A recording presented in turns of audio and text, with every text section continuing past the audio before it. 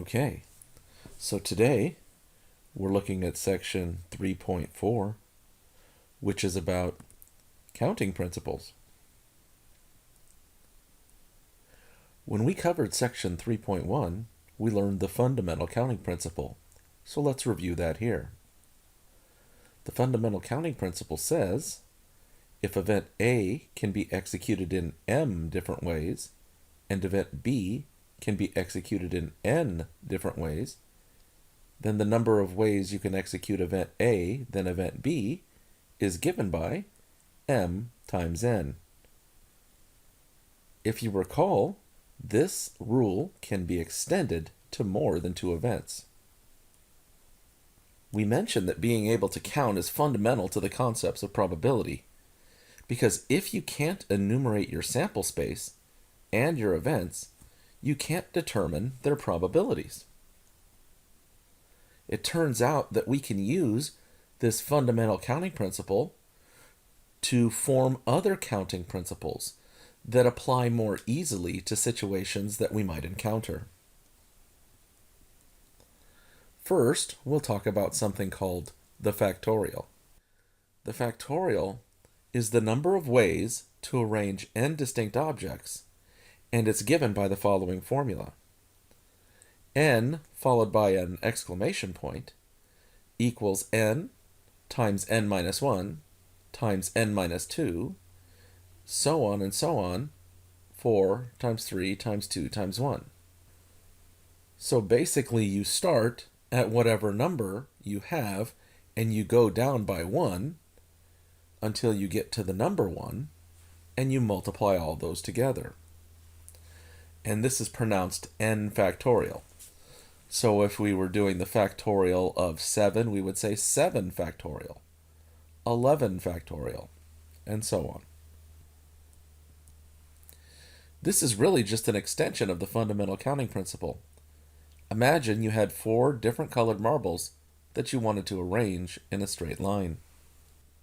When you go to place the first marble down, there would be 4 different marbles that you could choose from. Once you've made that choice and you move to the second position, you only have 3 choices left for the marble to occupy the second slot. Once you've made that choice, there will only be 2 marbles left for the third slot, and once you've made that choice, you're stuck with 1 marble for the last spot. So we end up with 4 times 3 times 2 times 1, according to the multiplication rule, which is 4 factorial, or 24 different orders. Here's an example. At a grocery store, 5 customers head to the checkout stand at the same time. In how many different orders can they form a line? So if we just use the idea of the factorial here, we end up with 5 factorial. 5 factorial is 5 times 4 times 3 times 2 times 1. And when we multiply that out, we get 120. So there are 120 different lines that they can form. This might seem a little hard to believe, so let's look at the case with 4 people, person A, B, C, and D, and try to imagine the orders.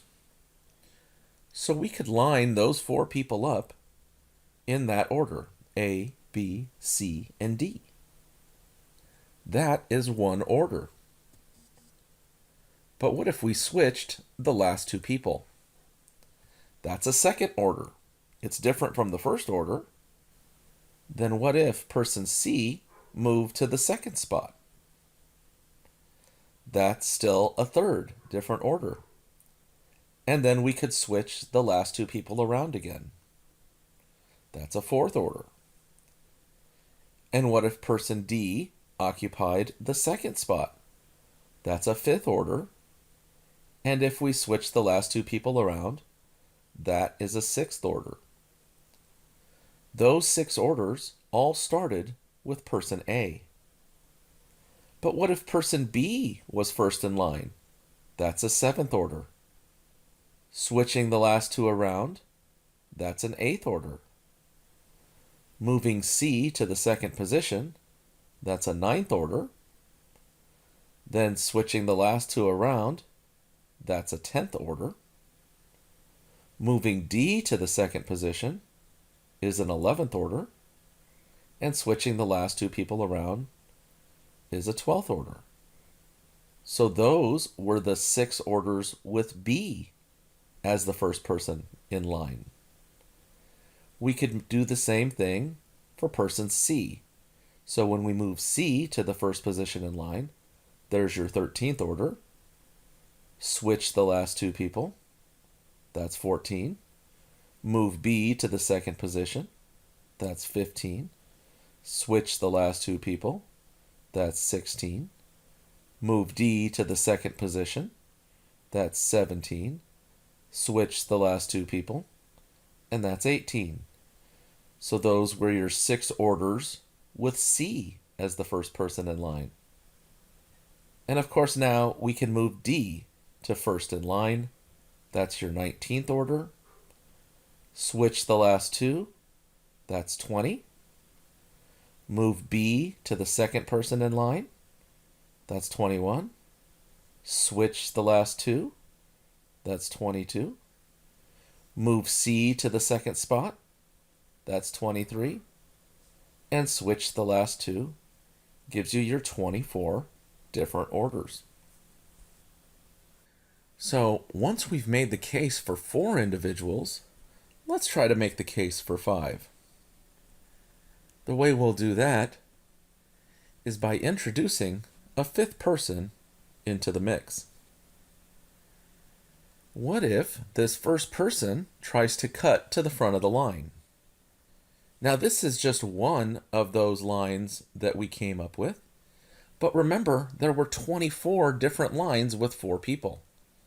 So person E could cut to the front of any one of those 24 lines, which would then create 24 ways that person E could be first in line.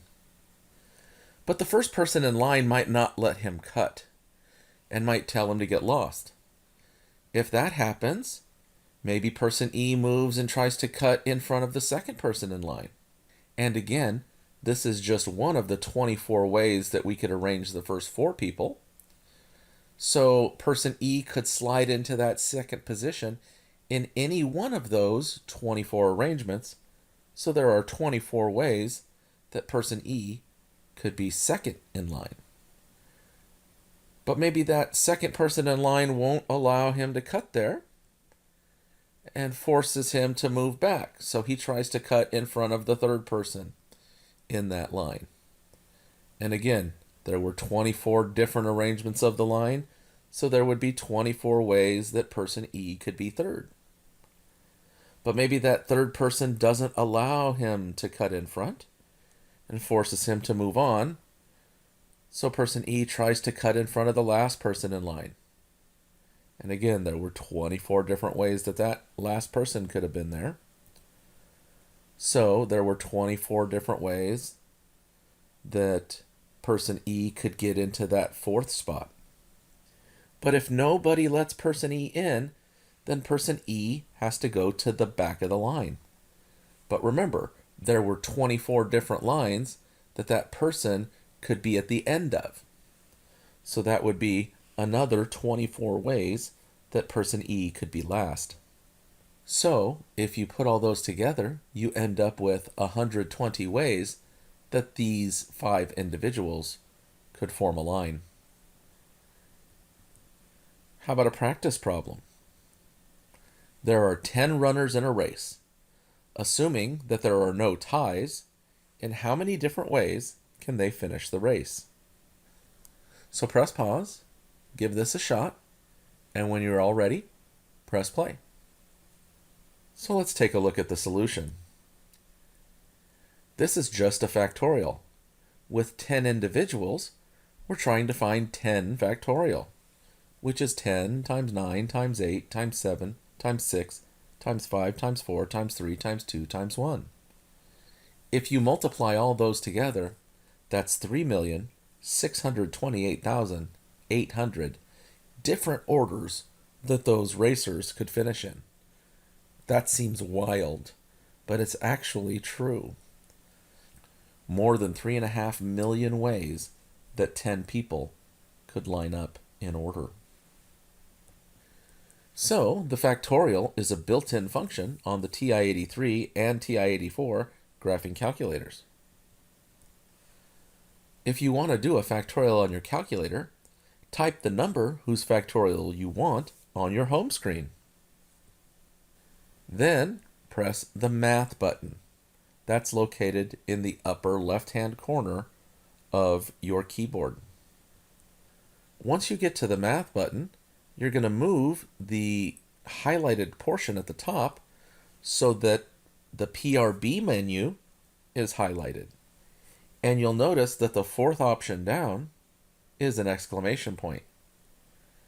So you can scroll down to that fourth option and press enter, or you can just press the 4 on your keyboard, and that will place an exclamation point after the 10 that you typed earlier. Once you press enter here, you'll get your answer, 3,628,800. The factorial has an important feature that will help us moving forward. If we notice 10 factorial, which is 10 times 9 times 8 times 7 times 6 times 5 times 4 times 3 times 2 times 1, you should see that 10 factorial contains other smaller factorials within it. So we could also write 10 factorial as 10 times 9 factorial, because the 9, 8, 7, 6, 5, 4, 3, 2, 1 all make up 9 factorial. We could also write it as 10 times 9 times 8 factorial, or as 10 times 9 times 8 times 7 factorial. We could also do 10 times 9 times 8 times 7 times 6 factorial, or 10 times 9 times 8 times 7 times 6 times 5 factorial, and so on. We could keep doing this and get smaller and smaller factorials all the way down to 1. This is going to be important for us moving forward as we begin to simplify some of these expressions.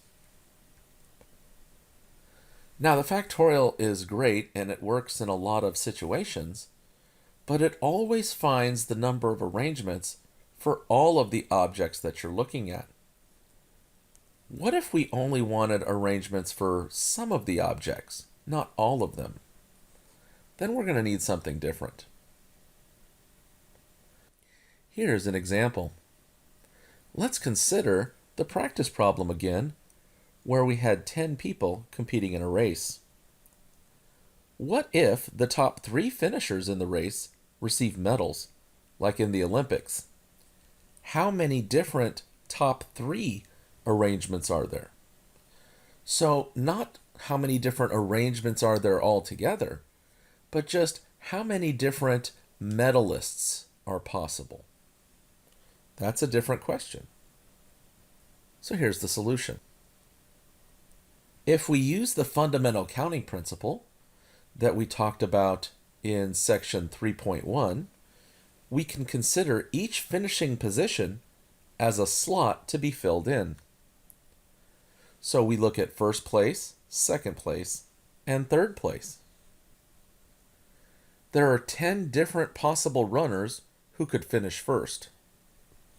Once that first person crosses the finish line, there are now only 9 runners who could finish in second place. Once that person crosses the finish line, there will only be 8 possible third place finishers. We multiply these together and we see that there are 720 different ways that we could choose the top 3, regardless of how the other runners finish. Notice we're not counting all 3,628,800 different possible finishes, just how many different possible top 3s there are. So, This really does start off like 10 factorial, where we start with a 10 and then we go to 9 and then 8. But then we suddenly stop because we're not interested in those other positions that would follow. Most people don't care about who finished fourth in a race, or fifth, or 10th. But those top three who are receiving medals, those end up being kind of important. So we're really leaving off these last 7 runners, which there are 7 factorial orders that they could be in, because they don't ultimately matter to who gets the medal. So mathematically, what we could really do is take the 10 factorial and divide it by 10 minus 3, which is 7 factorial. Now 10 factorial, if you expanded it the way we talked about a few moments ago, we could write it as 10 times 9 times 8 times 7 factorial, which would be 7, 6, 5, 4, 3, 2, 1. And then the 7 factorial on the bottom would be 7, 6, 5, 4, 3, 2, 1, all multiplied together. And a vast majority of these numbers will cancel away. And we would just be left with a 10 times 9 times 8, which is our 720. This leads us to a brand new formula. And this is the formula for permutations. So permutations of n objects taken r at a time, the number of ways to arrange n distinct objects taken r at a time is given by the formula. We call this NPR. N is the number of objects you're choosing from, and R is how many objects you're actually going to select. So NPR is n factorial over n minus r factorial. And we have a restriction here.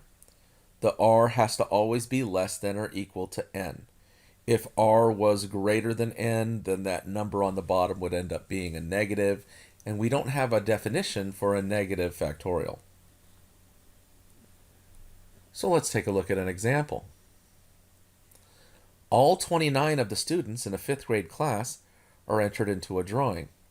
First place gets a Nintendo Switch, second place gets a $100 Amazon gift card, third place gets a $50 gift card to GameStop, and fourth place gets a $10 Arch card. In how many different ways can the top 4 be chosen? So, this is a simple permutation because we're not arranging all of the 29 students. We're just interested in the top 4.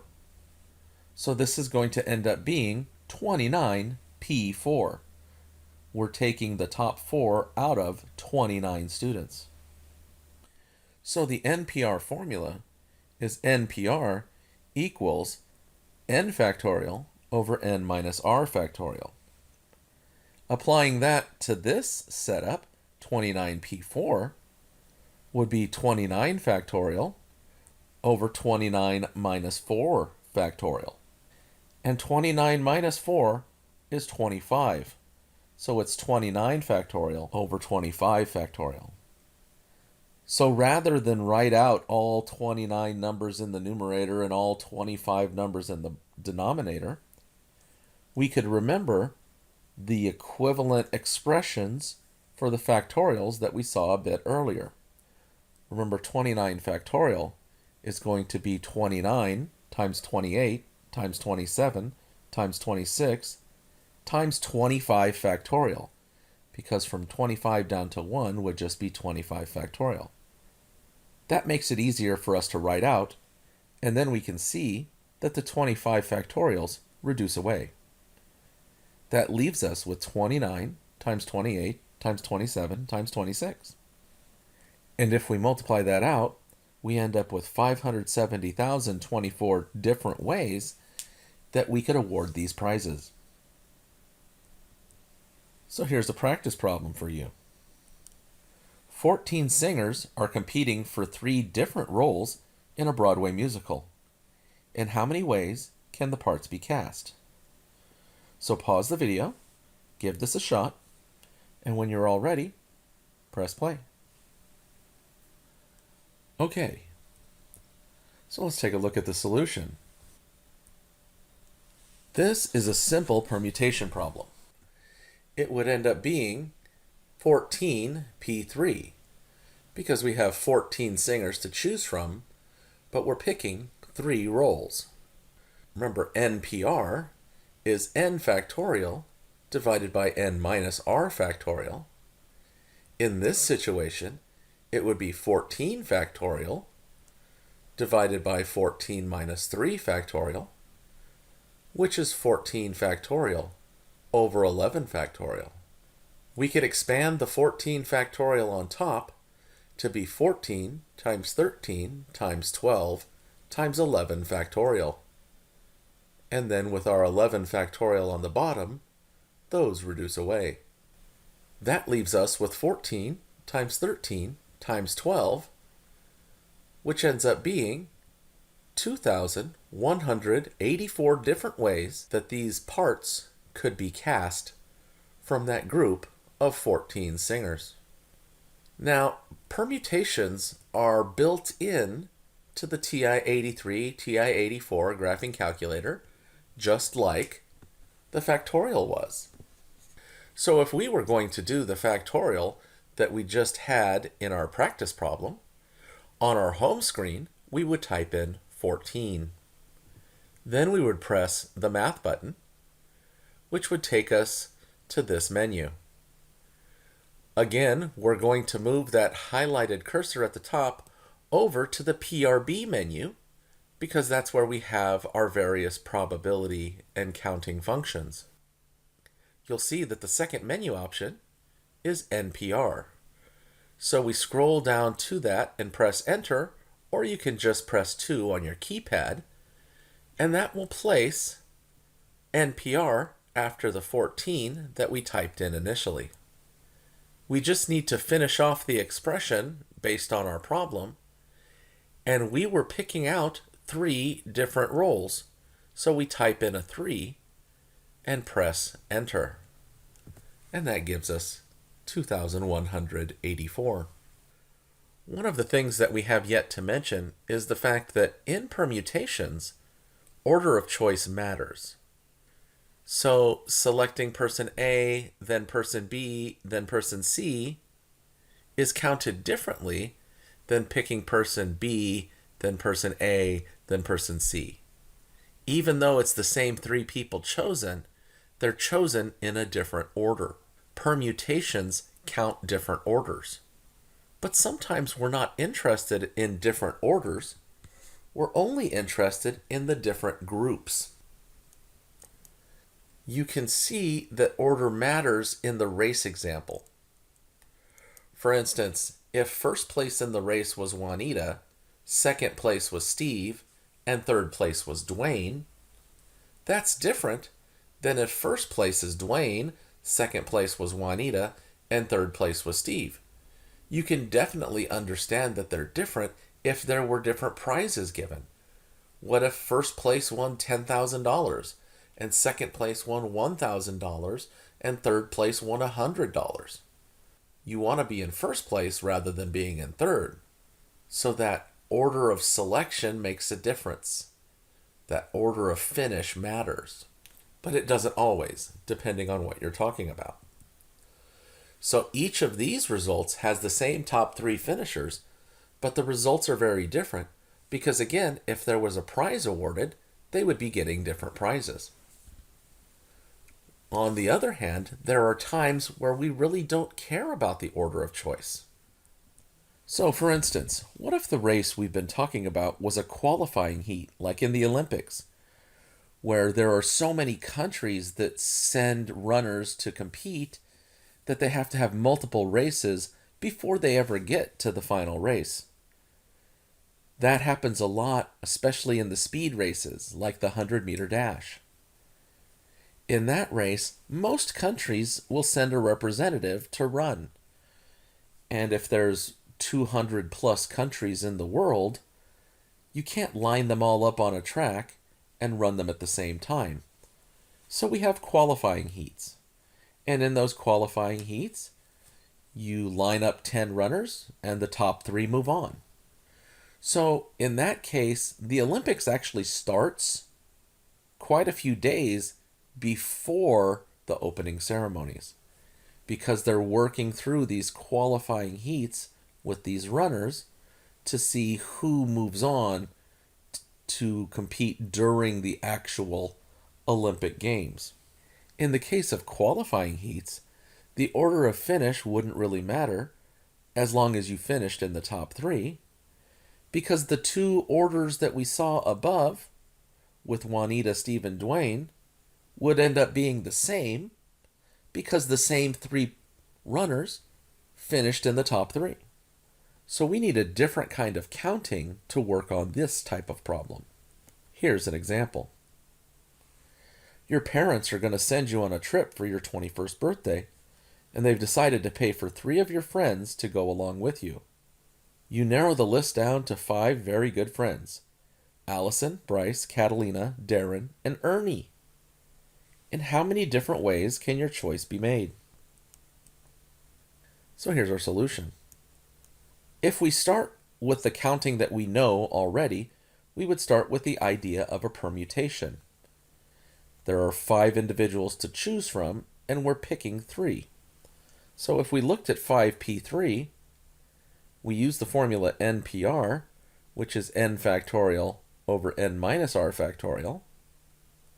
In this situation, it would be 5p3, which is 5 factorial over 5 minus 3 factorial, which could simplify to 5 factorial over 2 factorial. If we wrote those factorials out, we could reduce away the 2 factorials and be left with 5 times 4 times 3, which is 60 different ways that we could arrange these 3 individuals. So let's look at those 60 permutations.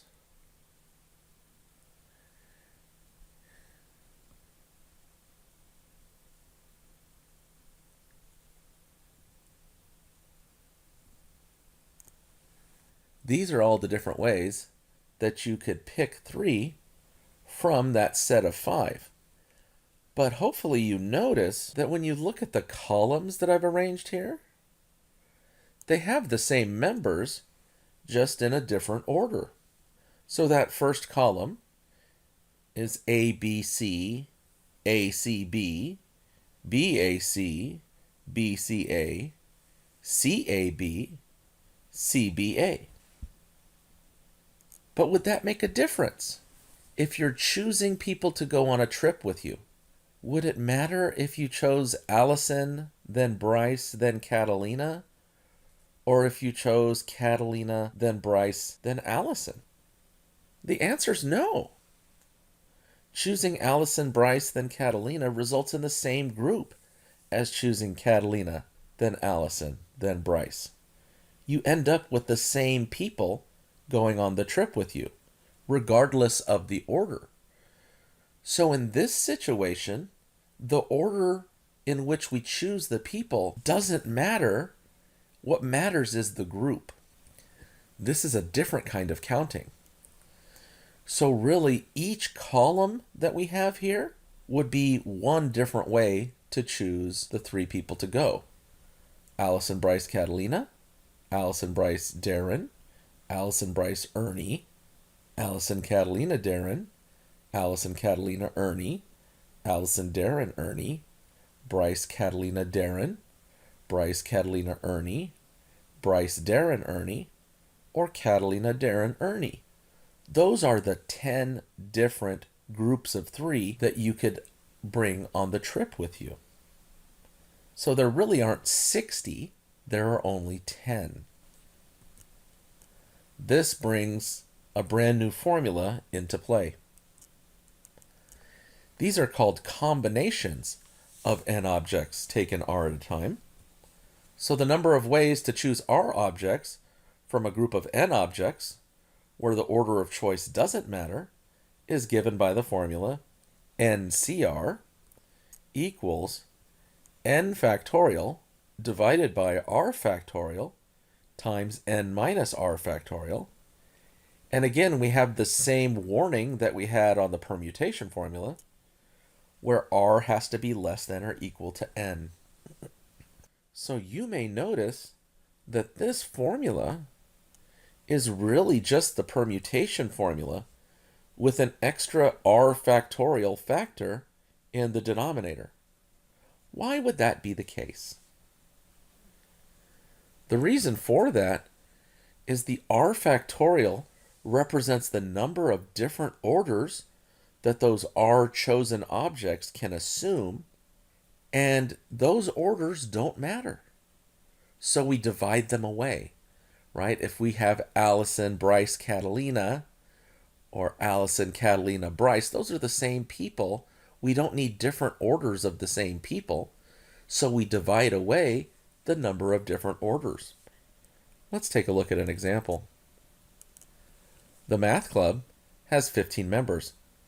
3 members are to be chosen to attend a conference in Austin, Texas. In how many different ways can the attendees be chosen? So, we have a combination here, because it doesn't matter if we choose these people in any particular order. It's the group that matters. So it's 15C3. And if we use the NCR formula, which is n factorial over r factorial times n minus r factorial, this case is 15C3, which would be 15 factorial over 3 factorial times 15 minus 3 factorial. 15 minus 3 is 12, so this is 15 factorial over 3 factorial times 12 factorial. We can expand out the top a little bit until we see the 12 factorial. So 15 factorial is 15 times 14 times 13 times 12 factorial. 3 factorial is 3 times 2 times 1, and then we'll leave that 12 factorial unexpanded. We can then reduce away the 12 factorials, but there's other reducing that will take place. So the 3 divides into the 15 5 times, and the 2 divides into the 14 7 times. We don't really need to worry about the 1 because dividing by 1 doesn't change anything. So this ends up being 5 times 7 times 13, which is 455. So there would be 455 ways to pick 3 people from this club to attend the conference. How about a practice problem? There are 15 old toys in a little boy's toy box. His mother tells him he must choose 12 of the toys to give to charity. In how many ways can he do this? So pause the video, give this a shot, and when you're all ready, press play.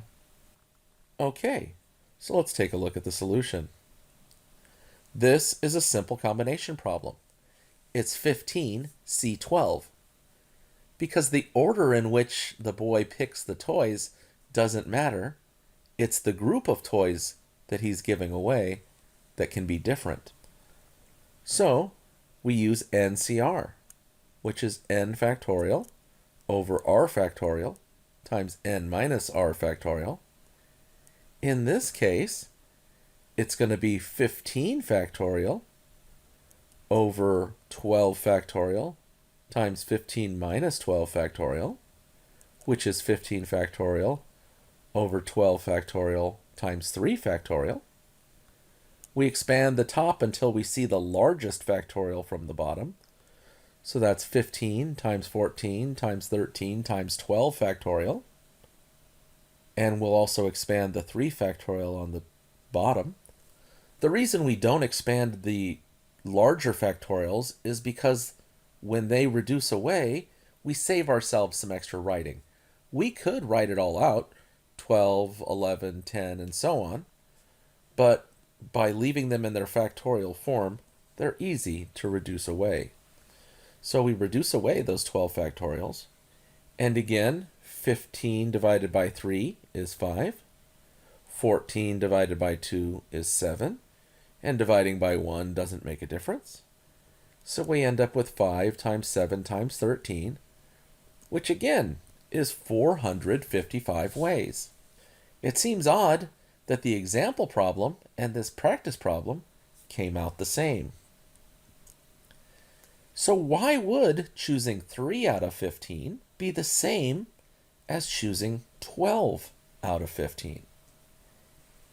And the answer is that when we're making one choice, we're actually making two choices. So when that little boy is choosing the 12 toys to give away, that's probably not the way he does it. What he probably does is he looks at his 15 toys and picks out the 3 that he wants to keep most of all. So instead of picking the 12 to give away, he's choosing the 3 to keep. But those turn out to be the same number of ways. So choosing 12 toys to give away is the same as choosing 3 toys to keep, which is why these last two answers came out the same. That leads us to a new rule. The following is always true. NCR is equal to NCN minus R. So we just saw that in the last two problems, the example and the practice problem. 15C12 equals 15C15 minus 12, which is 15C3. So there are equivalencies within these combination problems. 10C1 is the same as 10C9. 10C2 is the same as 10C8. So we can use this to help us understand some of the combinations that we'll see in the future. We have another note. The following is always true. 0 factorial is equal to 1. Remember that the factorial is the number of ways that we can arrange a certain number of objects. So 0 factorial is the number of ways that we can arrange no objects. And there's exactly one way to do that. We don't do anything at all. So by definition, 0 factorial must equal 1. This comes up when we're doing combinations because sometimes we'll end up with a 0 factorial term in the denominator, and we need to know how to handle it. It turns out that combinations are also built in to the TI-8384 graphing calculator, and we do it much the same way that we've done the other calculator problems in this section. We start by typing the first number in our combination on our home screen. In this case, we'll do 15. Then we press the Math button. That takes us to the following menu. We move the highlighted region at the top to the PRB menu, which takes us here. And you'll notice that NCR is the third selection on the screen. So to select that option, you can scroll down to the third option and press Enter, or you can just press the 3 on your keyboard. That will take the NCR and place it after the 15 that we typed in. Now, all that's missing is the last number, and if we were doing the original example problem where we were picking people to go to a conference, that last number would be 3.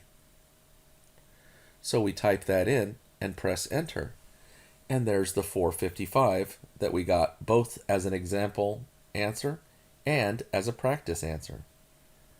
How about another practice problem? The Science Club holds an election for the offices of President, Vice President, Secretary, and Treasurer. There are 25 members in the club. How many different executive councils are possible?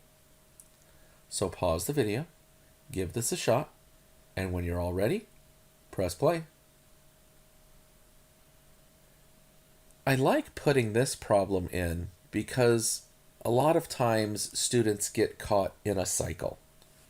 You introduce a topic, you give them a practice problem, and they use that formula to solve that practice problem.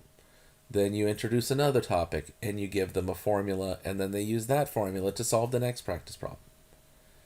Well, we've already had several formulas in this particular section. So the real question in this practice problem is, which formula do you use? Is it an NPR situation or an NCR situation? Is it a combination or a permutation? Well, it turns out that this is a permutation. It's not a combination. How can we tell the difference? We weren't just selecting people to go to a conference. We were selecting people for specific positions. We were selecting a president, a vice president, a secretary, and a treasurer. Each one of those positions carries with it a title and duties, which means they're not interchangeable with one another. So they have to be counted as separate. They are distinct. The order of choice matters. So here we're looking at 25P4. Oftentimes, because we just finished talking about combinations, students will think it's 25C4. But you really have to ask yourself in every question, does order matter or not? If order matters, it's a permutation. If it doesn't matter, it's a combination. Here, because these are different elected positions, order does matter. So NPR is n factorial over n minus r factorial. In this case, it would be 25P4, which is 25 factorial over 25 minus 4 factorial. That's 25 factorial over 21 factorial. We could expand the top until we see the factorial on the bottom. So that would be 25 times 24 times 23 times 22 times 21 factorial divided by 21 factorial. The 21 factorials reduce away, and we're just left with 25 times 24 times 23 times 22, which ends up being 303,600 different ways that we could select the officers for the science club.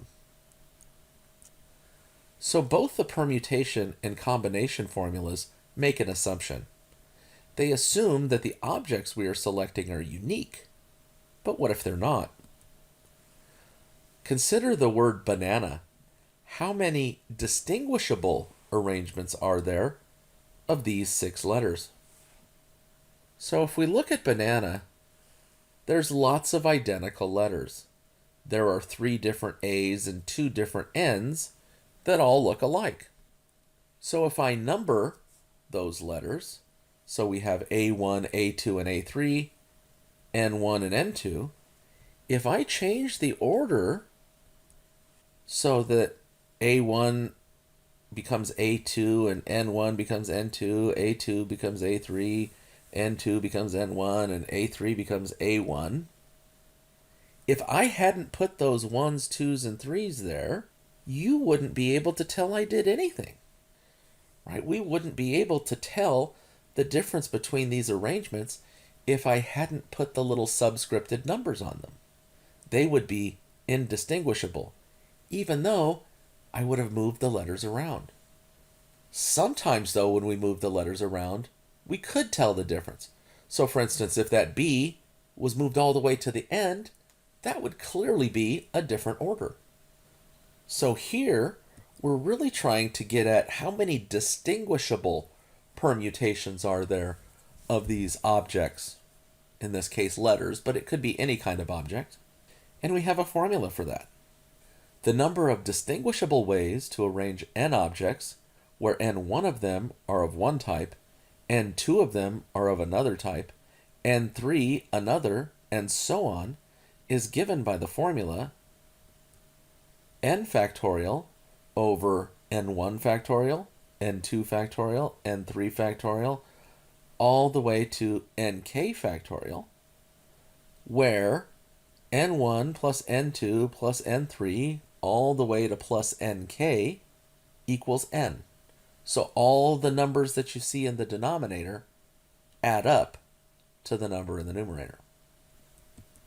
So let's look at an example. How many distinguishable permutations are there for the letters in the word banana?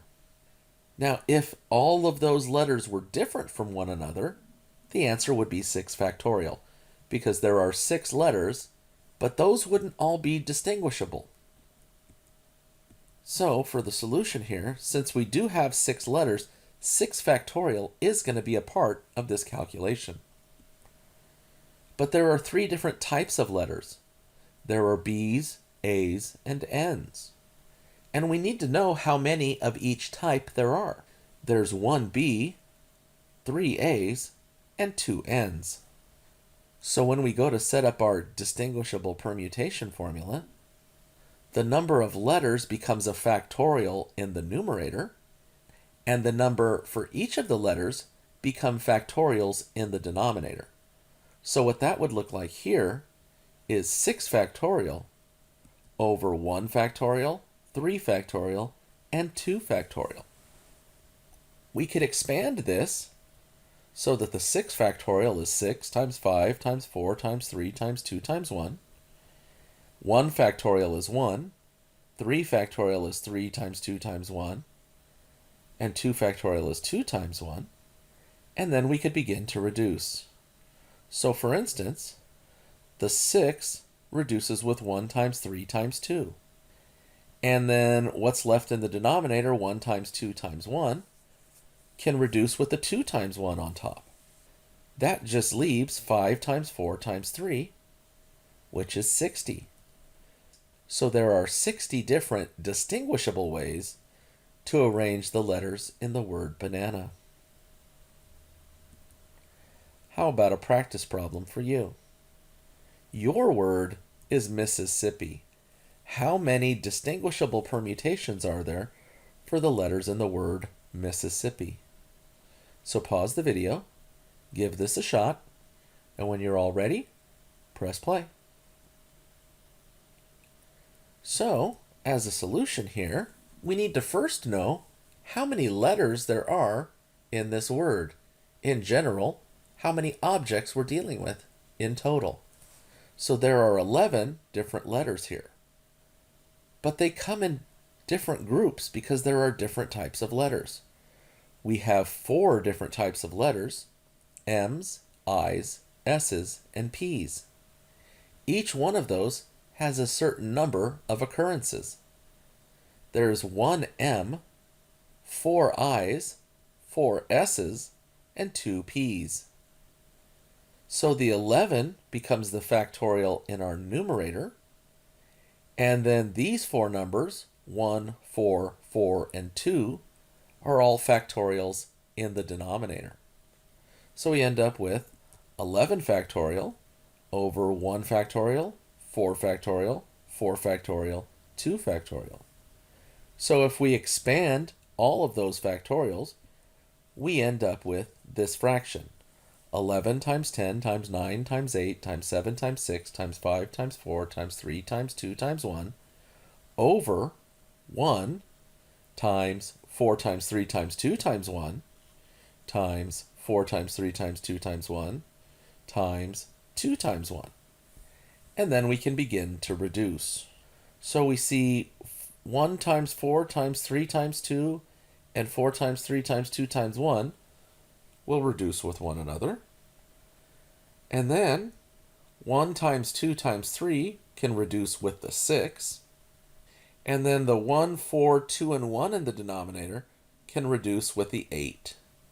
Now there are several different ways that you could have reduced this that are all very different, but they all come out to the same answer.